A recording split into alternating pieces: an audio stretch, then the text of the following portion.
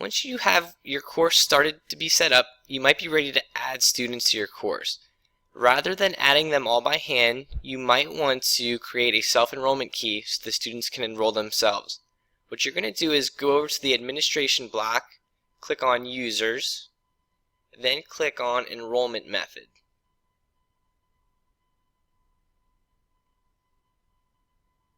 What your screen will look like then is it'll show that right now the default is just to type everything in manually.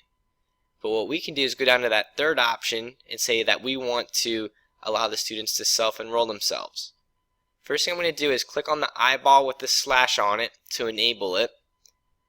Once you click on it, your screen is going to refresh. It's going to show up bold, which means that you can now use that enrollment method.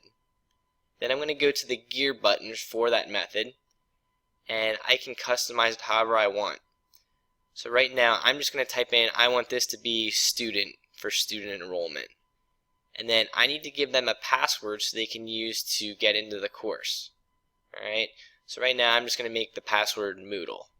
I can choose to unmask or mask it just by checking that box off.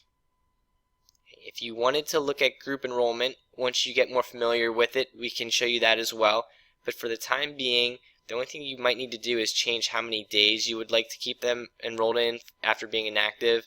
And 365 seems like a good amount of time, so that way if it goes on a year and they haven't done anything in your course, they just automatically get removed.